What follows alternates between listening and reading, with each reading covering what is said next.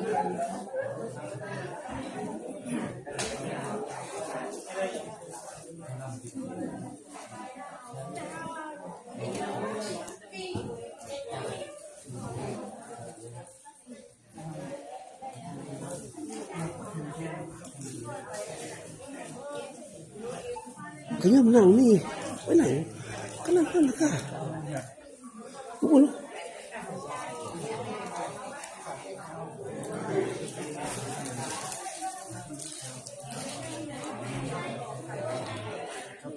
โอ้สีละนั่งเนาะ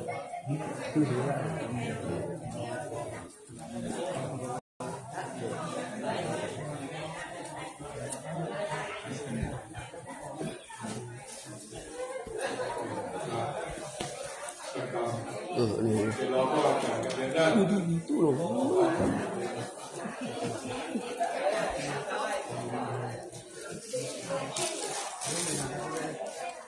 ัน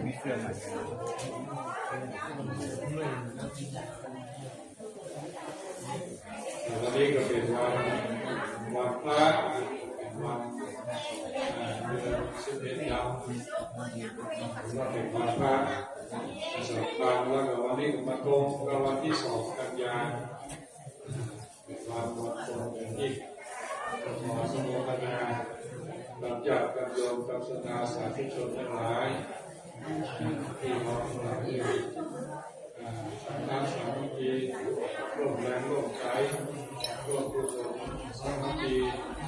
มาร่วมกันทำบุญวันนี้กุศลในที่มีมาขอได้มาสังฆาสาธุชนทุกคนขอท่านอยู่เย็นเป็นสุขจากการทุกข์โรคภัยแล้วก็ที่มากราบขึ้นขอเจริญทุกคนเด้อการทำงานเด้อการอยู่ดีผมก็ครับ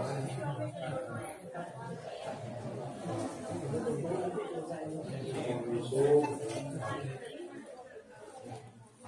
เดี๋ยวสักครู่อาจารย์ถ้าเสร็จแล้ว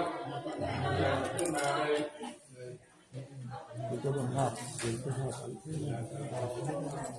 สาวบท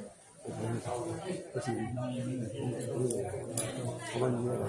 เรื่องของด้านพิธีอะไรผมจะเอามาให้ทุกคน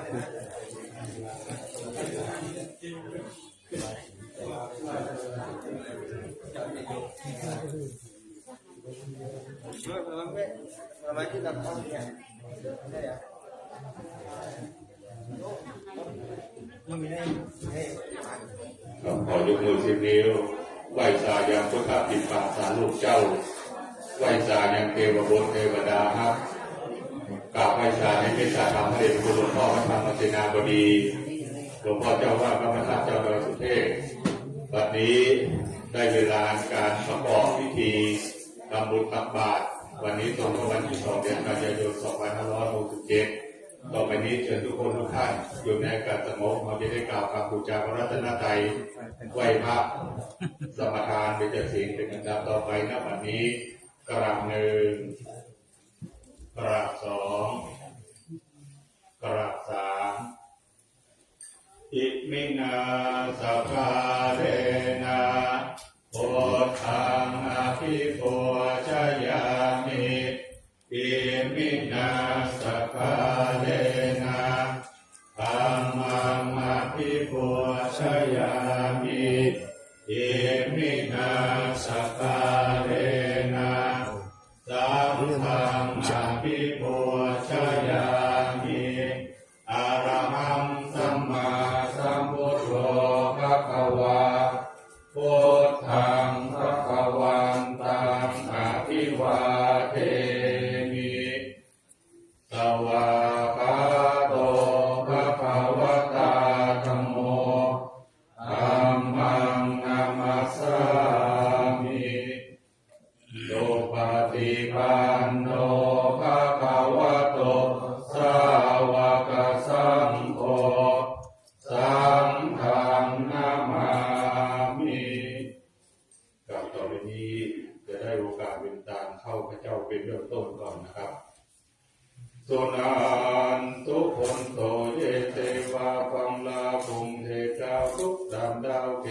ใจเทวดาตนอยู่ไกลอยู่ไกลอยู่ทุกคนไม่สละสลีเทวดามีทุกแห่งห้องทุกเทต้องจักรวาลสุนันตัวจงฟังเสียงสังฆาจะข่าวประวัติกาของตามตั้งนงคานโทรณีนุจนาตนจำบุญจำบาปตนจำน้ำยาหมายตางของมาไขประตูพิพยาบาลย่องกาบันตีอัญเชิญมาอนุโมทนายินดีซึ่งวรกิญญาทางเจ้าก็เมาเป็นจริงขอดูนำเอาชื่อสัทธาจายิงผู้กาทั้งหลายขึ้นเมื่อถวายแก่พระอินทร์เจ้าฟ้าว่าวันนี้ผู้กาจะได้ฟังเป็นตามแท้ดีดีโยสันนิสิโนปราโพธิโมเลมาลังสเตนังมหันติวิเจโยสัมโพธิมากันติงวานันตจโนโลกุตโมตังปานามามิพุทธังตังปานามามิธัมมังตังปานามามิสังฆังสาธุสิริวิสุทธามกุตตะปวโรโสอุดมบรมพุทธาติรัตนะผ่านแล้วพระแก้วเจ้าตั้งสามประการในทีกาการวันนี้ก็หามาเป็นวันดีพิธีอันพิเศษเหตุว่าเป็นเดือน11 ดับก็มาจุจรเราถึงเติมแก่ผู้ขาตั้งลายตั้งหนุ่มเนาสาวน้อยใจยิงก็บรสิยังฮีโพลิสิยังป่าเวณีโดยทำนองข้องแห่งพระอริยสัพพุริสัพเจ้าคงลงแล้วหากเป็นมาในอธิตาการามก่อนเพื่อขอมือก่อนหาเสียมุลาสัจจาผู้ขาตั้งลายจึงได้ตกแต่น้องนำมายัง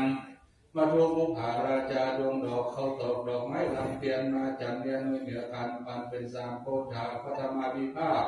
เบื้องต้นหัวตีขอถวายแด่พระมุนีสาพยาราชพระตังพระบดพระบาทพระธาตุพระเจดีย์ทุติยโพธาภิภาคอันชวนสองผู้ขาทั้งหลายก็ขอพนมกรกาไฟพระธรรมเจ้าที่ได้เทศนาไว้แก่โลกโลกาอันหอมเหินนับได้84,000พระธรรมขันตติยโพธาภิภาคอันชวนสามผู้ขาทั้งหลายขอถวายปูจายังพระอริยสังฆเจ้าเข้าเมาตั้งแต่พระอัญญาโกฏัญญาเป็นเขาตลาดต่อเตามาถึงสมมติสังฆเจ้าตนพิเศษอันเป็นบุญญาเกตในพระพุทธศาสนาต่อเตาแต่นั้นบุราษฎาผู้ขาทั้งหลายได้น้อมนำมายื่นเตาถวายศิลนาปัจจัยหลายสิ่งนั้นเป็นคนยิ่งคนจันทปริวาลานังหลายลาขอนิมนต์พระผู้มีพระภาคเจ้าพระธรรมเจ้าพระสังฆเจ้าจงมีมหากรุณาไหวนาปฏิกหารับเอายังวัตถุสิ่งของตามขององค์พระราชทานผู้ข้าทำลายนั้นหยุดจะมีดังบาพระคาถาบาลีจะได้วางเว้นเกณฑ์ถวายวาสาทุโอปัสสะยังวันเตอิมานีภุกะภุคาราชตนังโอตนาภิกหาราชาภุปาเป็นชนะตนังสัพพะริวรตนังสังฆสัพพะจังเตมาปุเตมาพุทธิยัมปิยังพันเตตัติยัมปิยังพันเตอิมานีภุปะภุคาราชตนังโอตนาภิกหาราชาภุปาเป็นชนะตนังสัพพะริวรตนังสังฆสัพพะจังเตมาปุเตมานะโมวิสุทธังติเวกานังพุทธังธัมมังสังฆังกายเยนะวาจาสัพพังโตสัมภมันโตโน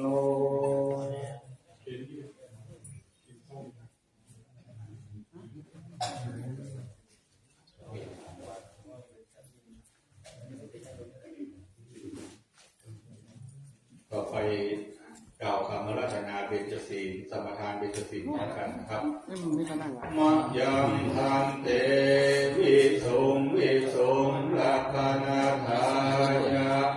ติสารเมนะสหปัญจศีลานิยาจามะโพธิยัมปิมะยังทันเตวิสุงวิสุงลักขณาทายะติสารเนนะสหปัญจศีลานิยาจามะตติยัมปิมะยังพันเตวิสุงวิสุงปนาทายะติสารเนนะสหปัญจศีลานิยาจามะนะโมตัสสะภะคะวะโตอะระหะโตสัมมาสัมพุทธัสสะนะโมตัสสะภะคะวะโตอะระหะ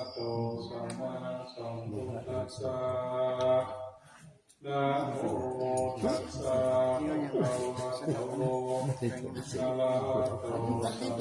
หะโตสัมมาสัมพุทธัสสะ นะโมตัสสะภะคะวะโตอะระหะโตสัมมาสัมพุทธัสสะนะโมตัสสะภะคะวะโตอะระหะโตสัมมาสัมพุทธัสสะนะโมตัสสะภะคะวะโตอะระหะโตสัมมาสัมพุทธัสสะ พุทธังสรณังคัจฉามิ พุทธังสรณังคัจฉามิ ธัมมังสรณังคัจฉามิ ธัมมังสรณังคัจฉามิ สังฆังสรณังคัจฉามิ สังฆังสรณังคัจฉามิ ทุติยมปิพุทธังสรณังคัจฉามิ พุทธิยัมปิพุทธังสรณังคัจฉามิ ทุติยมปิธัมมังสรณังคัจฉามิ พุทธิยัมปิธัมมังสรณังคัจฉามิ ทุติยมปิสังฆังสรณังคัจฉามิ พุทธิยัมปิสังฆังสรณังคัจฉามิ ตาติยมปิพุทธังสรณังคัจฉามิ ตติยัมปิพุทธังสรณังคัจฉามิ ตาติยมปิธัมมังสรณังคัจฉามิ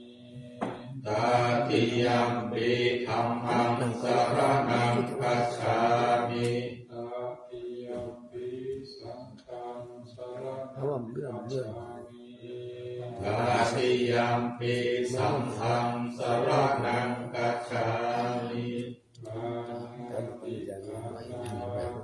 เวระมณีสิกขาปะทังสมาธิยามิ ปานาติปาตาเวระมณีสิกขาปะทังสมาธิยามิ และเป็นญาณาเวระมณีสิกขาปะทังสมาธิยามิ อะตินนาทานาเวระมณีสิกขาปะทังสมาธิยามิ กาเมสุมิชาจาราเวระมณีสิกขาปะทังสมาธิยามิ กาเมสุมิชฌาจาราเวระมณีสิกขาปะทังสมาธิยามิ มุสาวาทาเวระมณีสิกขาปะทังสมาธิยามิ มุสาวาทาเวระมณีสิกขาปะทังสมาธิยามิ สุลาเมรยะมัชฌะปมาทฐานาเวระมณีสิกขาปะทังสมาธิยามิ สุราเมรยมัชฌะปมาทัฏฐานาเวระมณีสิกขาปะทังสมาธิยามิ อิมานิปัญจสิกขาปะทานิสีเลนะสุขติยันติสีเลนะโภคสัมปทาสีเลนะนิพุติยันติตัสมาสีลังวิโสทะเย สาธุสาธุสาธุ อาสนะนั่งสมาธินะนั่งสมาธิกำหนดว่าพุทโธพุทโธพุทโธหนึ่งพุทโธสองพุทโธสามแล้วก็ว่าแค่เนี้ยนะแล้วก็เริ่มใหม่หนึ่งสองสามหนึ่งสามอยู่กับพุทโธให้ตั้งนะต้องส่งใจไปที่อยู่นะทำให้เกิดปีติได้ความสุขขึ้นมาทันทีนะนะโมตั ภะคะวะโตอะระหะโตสัมมาสัมพุทธัสสะนะโมตัสสะภะคะวะโตอะระหะโตสัมมาสัมพุทธัสสะนะโมตัสสะภะคะวะโตอะระหะโตสัมมาสัมพุทธัสสะอิติปิโสภะคะวะอะระหังสัมมาสัมพุทโธวิชชาจารณะสัมปันโน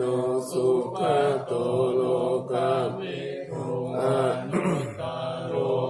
วิชาธัมมะสารติสัทธะเทวมนุษย์สานังพุทโธภาวะติสวะคาโตภะคะวะตาธัมโมสันติ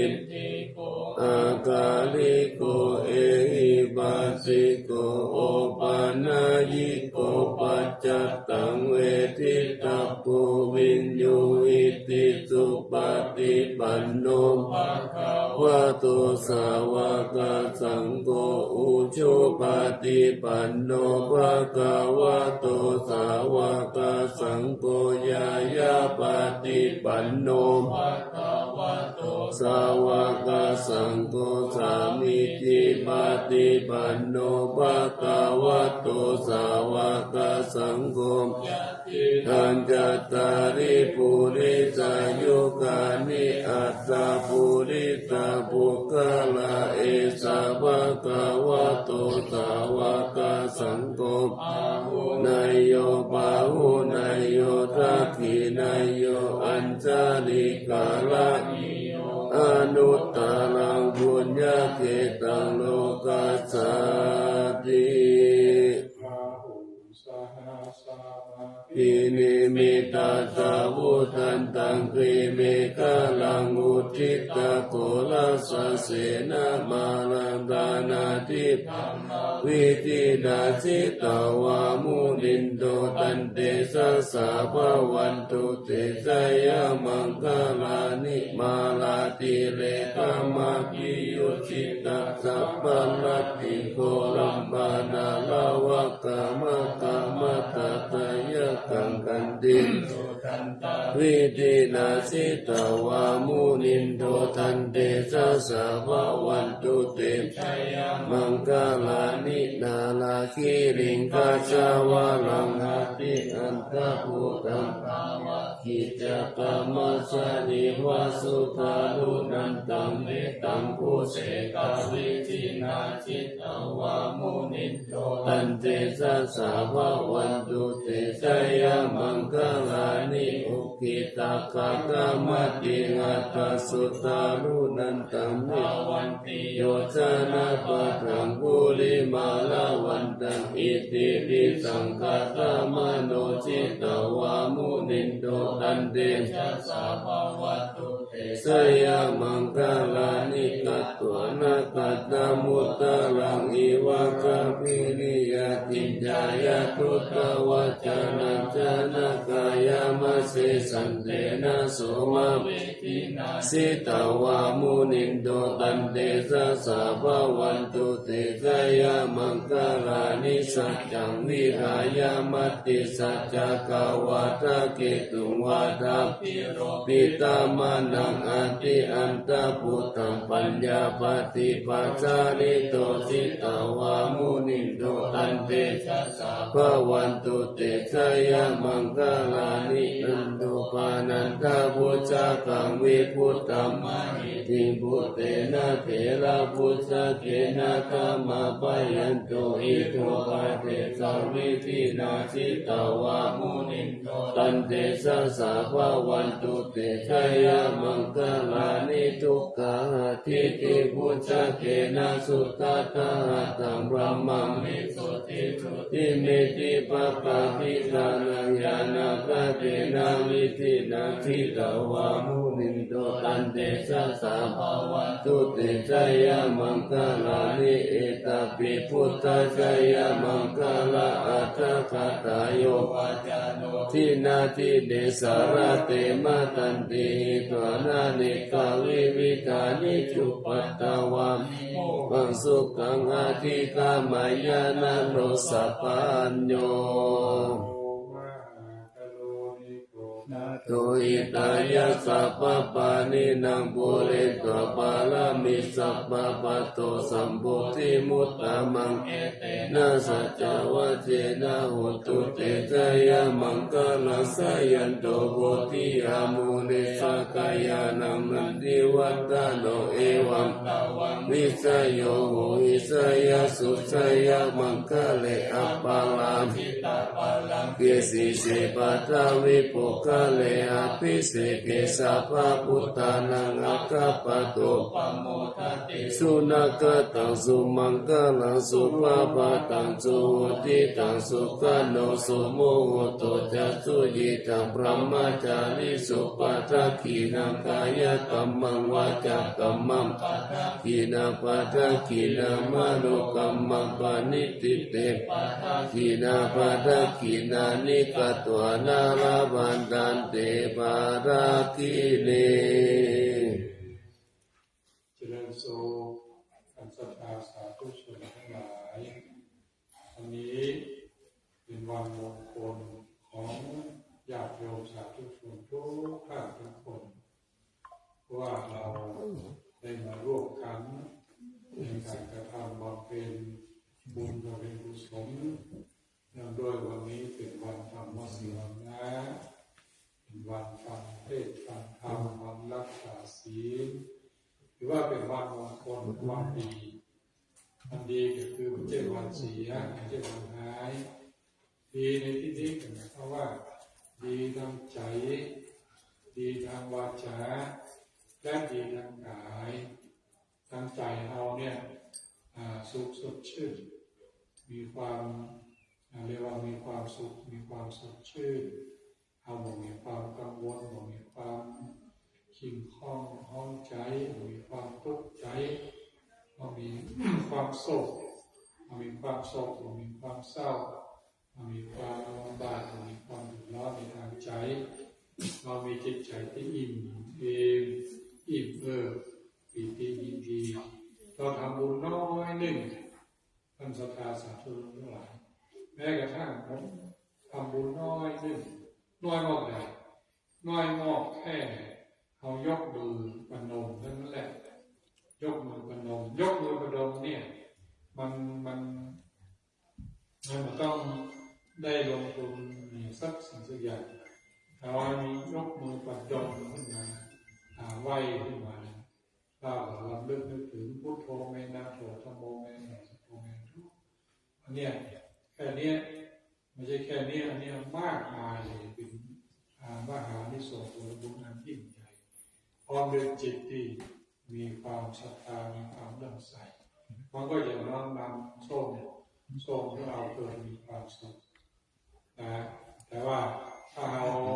พนมมือมาได้แล้วก็ใจเราน้อมมันก็ได้ครึ่งเดียวนะมันไม่ได้เป็น50นะได้100นี่ได้50นั่นแต่ว่าถ้าเราพนมมือแล้วเรียกว่าพนมมือนี่เป็นกายขันธ์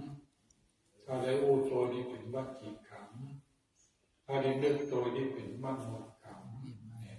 เป็นมโนขันธ์3ขันธ์เนี่ยโอ้เป็นบุญเป็นกุศลอันยิ่งใหญ่อันนี้ว่าอย่างน้อยที่สุดนะแต่ว่าอย่างใหญ่อย่างหลวงนั้นเราจะทำมาอย่างสมบัติของอย่างเราที่เราจะเอากินเอาการทำบุญบูชานี่ก็เป็นเรื่องของเพิ่มไปแต่ว่ายังมาได้อย่างแก่ขอไม่ว่าวันนี้เป็นวันศีลเนาะนึกเตียนะ นึกว่าวันนี้เป็นวันศีลเนาะศรัทธาลองนึกลองฝึกนึกนึกในใจนะพร้อมกันนะวันนี้เป็นวันศีลเนาะเป็นคนเนื้อไหมว่าก็ได้ว่าเราก็ได้ว่าเราพร้อมกันนะวันนี้เป็นวันศีลเนาะแล้วลึกนี่เอาไปได้สิบปีวันศีลทำอะไรอย่างไม่เอาโม้แล้วหรอกต้องอธิบายวันศีลว่าต้องมีศีลต้องรักต้องฟังธรรมต้องปฏิบัติธรรมเรื่องฟังเรื่องศีลเนี่ยศีลกับเช่นว่าเราไปย่างสักอย่างนะมาได้ไปแปะมาได้ไปหามาได้ไปเต๊กมาได้ไปปุ๊บมาได้ไปปุ๊บได้ไปอยู่เฉยๆนี่แหละศีลเนี่ยศีลเนี่ยเรียกว่ามันปกติหมายว่าปกติถ้าว่าปกติคือกายเขากับปกติมันเป็นบุคปกติมันเป็นอย่างนี้วจีกรรมกรรมปากเขาเป็นว่าอะไรอยู่เฉยๆอยู่ปกติเนี่ยอยู่ปกติจิตใจก็เหมือนกันจิตใจกับปกติมันเกิดในทางที่เสียที่หายแต่ในเกิดทางที่ดีนี่เกิดในทางที่ดีเนี่ยเป็นอย่างแต่ว่าผมไปขึ้นในทางที่เสียที่หายนี่คือปกติของทางผู้ใจปกติของทางวาจาที่เป็นว่าที่เป็นด่าที่เป็นกรรมดีนะแล้วด้วยศีลด้วยธรรมด้วยการเกิดนี้อันนี้มันเป็นว่าผิดนะไม่ใช่ว่าผิดศีลตามสัจธรรมในทางกายก็เช่นเดียวกันเอาไปทำสิ่งที่เป็นทุกข์เป็นโทษทั้งแก่เขาทั้งแก่ตัวเราโดยนี่คือเนี่ยอันนี้คือเป็นสิ่งที่ทำแล้วเพราะนั้น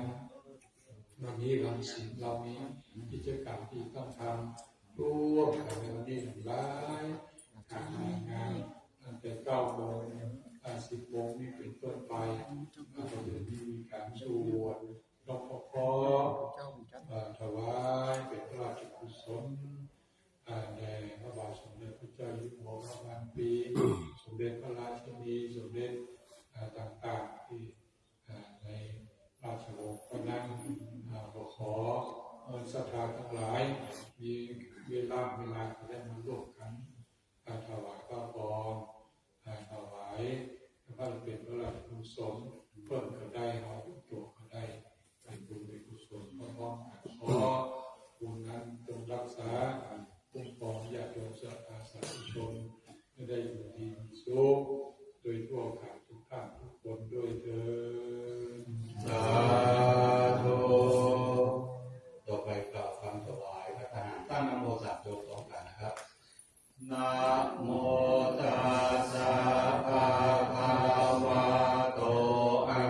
ระหะโตสัมมาสัมพุทธัสสะนะโมตัสสะภะคะวะโตอะระหะโต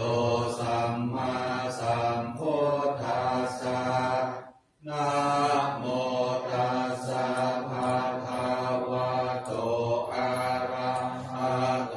สัมมาสัมพุทธัสสะอิมานิมายังพันเตภัตตานิสัพปริวารานิภิกขุสังคัสสะโอโนชยามะสาธุโนพันเตภิกขุสังโฆอิมานิภัตตานิสัพปริวารานิปฏิภาหาโตนามหากังอิคารตังจิตตายะสุขายะข้าแต่พระสงฆ์ผู้เจริญขอพระสงฆ์จงรับและรับทราบข้าพเจ้าทั้งหลายขอน้อมถวายเครื่องภัตตาหาร ของบริวารทั้งหลายเหล่านี้แด่พระรัตนตรัยทั้งสามผู้ประเสริฐขอพระรัตนตรัยทั้งสามผู้ประเสริฐจงรับซึ่งภัตตาหารของบริวารทั้งหลายเหล่านี้ของข้าพเจ้าทั้งหลายเพื่อประโยชน์เพื่อความสุขเพื่อความเจริญแก่ข้าพเจ้าทั้งหลายด้วยแก่ปิยชนทั้งหลายมีบิดามารดาเป็นต้นด้วยแด่สรรพสัตว์ทั้งหลายด้วยแด่เทวบุตรเทวดาด้วยตลอดกาลนานเทอญสาธุ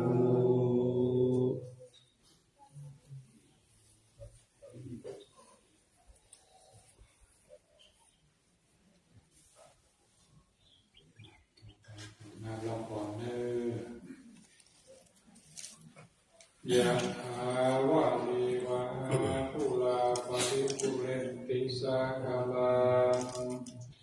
เอวะเมวะอิโตทินังเปตานังอุปกัปปติอิจิตังปฏิตังตุมหังคิปะเมวะสมิจจโตสัพเพปุเรนโตสังกปปาจันโทปนรสโสยะถามณิโชติลโสยะถาสัพพิติโยวิวัชชันตุสัพพะโรโควินาศตุมาเตภวัตวันตรายโยสุขีทีกายุโกภวะอภิวาทานาสิลิสานิจังวุฒาปจายโนจัตตารโอธัมมาวัฏันติอายุวันโนสุขังภาลังรัตตานาตายานุภาเวนะรัตตานาตายาติจัสสะสุขโลกาเวยาเวลาโสกสัตตุจุปัตตวะนิกาอันตรายาปิวินาสันตุจติจัสสะชัยยาสิทธิกาทังนาสุทิภะกายังสุขังพลังสิริอายุจาวันโนจาคังมุทิจายสวาสัตตาจัสสะจาอายุจาสิวาสิกิภะวันตุเตวะวันตุสัพพะมังคลังลักขันตุสัพพะเทวตาสัพพะพุทธานุภาเวนะสัตตาสุทิภะวันตุเตภะวันตุสัพพะมังคลังลักขันตุสัพพะเทวตาสัพพะธัมมานุภาเวนะสัตตาสุทิภะวันตุเตภะวันตุสัพพะมังคลังลักขันตุสัพพะเทวตาสัพพะธัมมานุภาเวนะสัตตาสุทิภะวันตุเตสาธุสาธุสาธุต่อไปกล่าวคำแผ่เมตตากับสรรพสัตว์และตัวเองว่าตามครับสัพเพสัตตาสัตว์ทั้งหลายที่เป็นเพื่อนทุกข์เกิดแก่เจ็บตายด้วยกันทั้งหมดทั้งสิ้นณเวลาหนตุจงเป็นสุขเป็นสุขเถิดอย่าได้มีเวรซึ่งกันและกันเลยอัพพยาปัญชาหน ตุจงเป็นสุขเป็นสุขเถิดอย่าได้พยาบาทเบียดเบียนซึ่งกันและกันเลยอนีคาโหตุจงเป็นสุขเป็นสุขเถิดอย่าได้มีความทุกข์กายทุกข์ใจเลยสุขีอัตตานังปาริหารันตุจงมีความสุขกายสุขใจรักษาตนให้พ้นจากทุกข์ภัยทั้งหมดทั้งสิ้นเถิดอาหังสุขิโตโหมินิพุโหโหมิอะเวโรโหมิอะโรโคโหมิสุขีอัตตานังปาริหารามิขอให้ตัวของเราเองจงมีความสุขปราศจากทุกข์ไม่มีภัยไม่มีเวรไม่มีโรคอยู่เป็นสุขทุกเมื่อเธอต่อไปกำหนดลมหายใจเข้าลมหายใจออกเข้าสู่ภาวนาใหม่โดยกำหนดลมหายใจเข้าออกเข้าคู่ลมหายใจณบัดนี้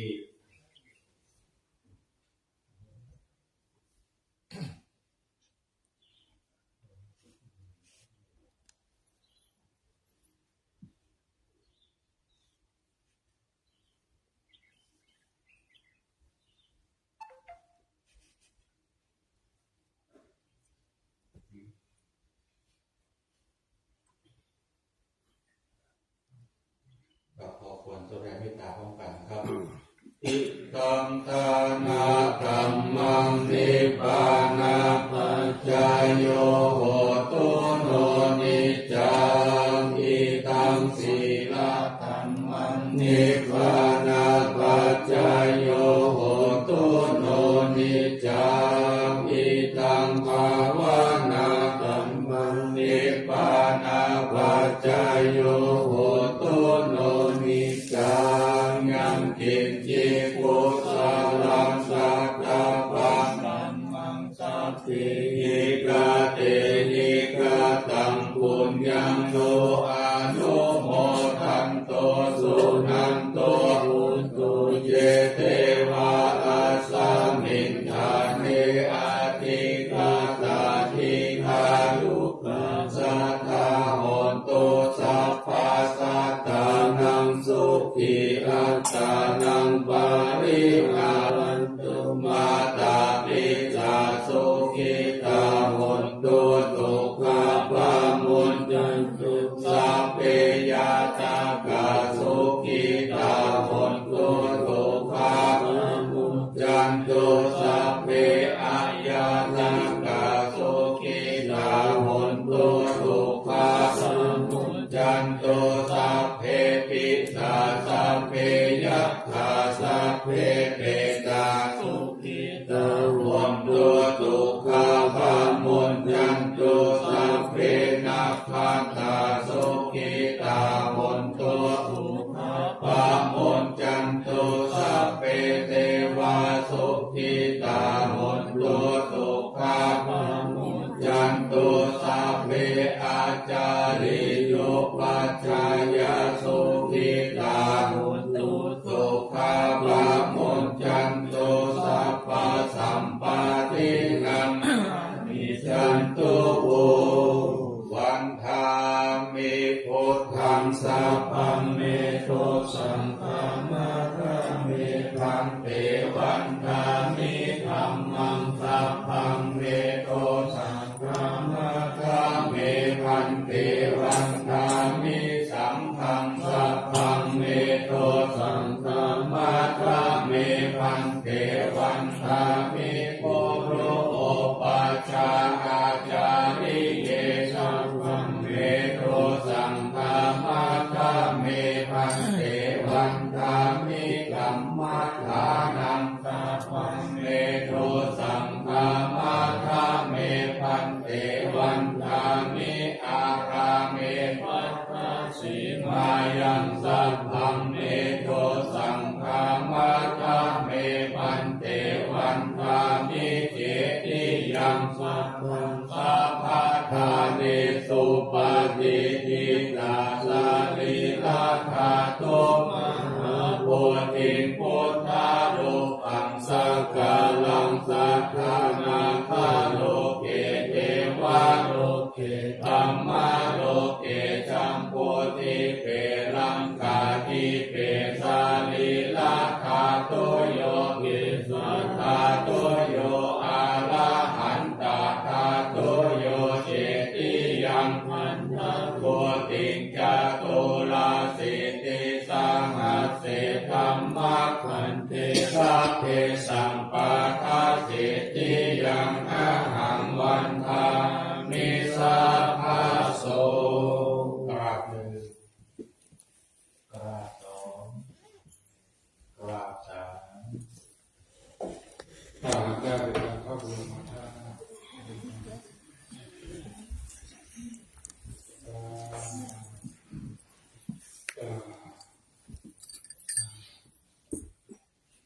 นะโมตัสสะ ภะคะวะโตอะระหะโตสัมมาสัมพุทธัสสะนะโมตัสสะภะคะวะโตอะระหะโตสัมมาสัมพุทธัสสะนะโมตัสสะภะคะวะโตอะระหะโตสัมมาสัมพุทธัสสะ สุวรรณกิติยา เกสาวารา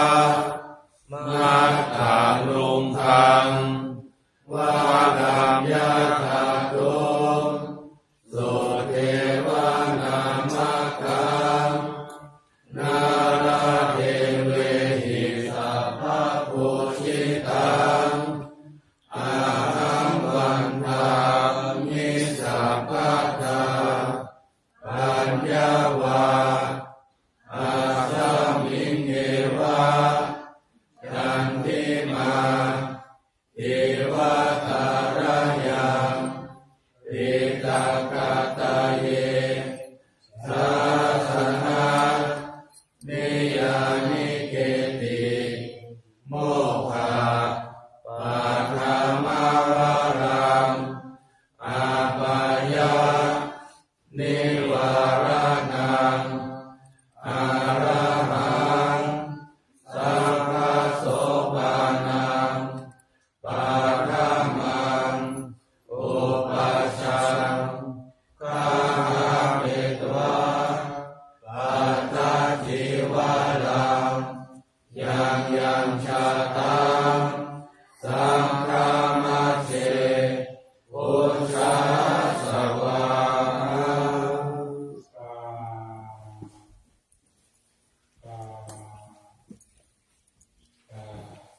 นั่งทางเข้าสูง กล่าวคำลาพระสงฆ์นะครับขันธทานิขันธทานิมยังพันเตมยังพันเตรัชฌามะรัชฌามะหุกิจามยาหุกิจามยาหุกาลานิยาหุกาลานิยา ยัสสะตุเทกาลังมัญญทาวันนี้ศรัทธาทั้งหลายได้มาบำเพ็ญบุญบำเพ็ญกุศลเป็นที่สำเร็จเสร็จสิ้นเรียบร้อยแล้วจำเป็นจะต้องกลับคืนสู่เทหะความชอบของของตนของตนอยู่กับของมีใจไปกับของมีโชคมีลาภรักกับของมีเงินตื่นกับของใช้เงินแสนการแม่นขายมาที่มาการตื่นทำให้การใจของมีความเจริญรุ่งเรืองเป็นที่รักจำเริญใจแก่คนและเทวดาไปทุกคืนทุกวันทุกท่านทุกคนแด่เธอ สาธุสาธุสาธุกับวันนี้ตรงกับวันที่2 เดือนกันยายน 2567 เป็นวันคล้ายวันอายุวัฒนะมหามงคลพระเดชพระคุณหลวงพ่อพระธรรมเสนาบดีเก้ากับผมในคณะทาสาธุชนก็ออกไม่ออกถึงจองหองวัดศิษย์วัดอันเทวศิษย์ศิษย์โยมเจ้าทุกคน ขอตั้งจิตอธิษฐานขอให้พระเดชพระคุณหลวงพ่อจำเริญในบวรพระพุทธศาสนาพิยมนาประสังสาเป็นที่รักและดำเนินใจทั้งคนและเทวดามีร่างกายสมบูรณ์แข็งแรงเป็นร่มโพล่มไทรของคณะสัตยาศิษยานุศิษย์อันเตวสิกตลอดแนววัดพิวังจินเตอร์พันวันตามิพันเตสะพังนาภาราพังธรรมทาเมพันเตมยากาตังบุญยังสามินาโนโมทิตาพังสามินากาตังบุญยังไมหังตาตาพังสาธุสาธุอนุโมทามิ ขออนุโมทนาบุญกุศลกับท่านอาจารย์สมบูรณ์ผู้แทนของศรัทธาชาวบ้านผู้ศิษย์ลูกหาขอน้อมรับและขออนุโมทนาขอท่านทั้งหลายจงมีความสุขกายสุขใจมีความจากทุกโศกโรคภัยไม่คิดสิ่งใดสนใจปรารถนาจงทุกประการโนโนสุขังพลัง สาธุสาธุสาธุขอบอกประกาศสัพพิติโยนัสสุสภาโรโกวินัสตุมเตภวะวันตรายโยสุขีติกายุโกภวะพิวาทนาสีดิสันนิจังมุขาวจาจิโนจตารโรธรรมาวตันติอายุวันโนสุขังพลังสาธุ นี่ไปไว้ข้างบนเนี่ย คณะทาเรานะครับมีข้อประ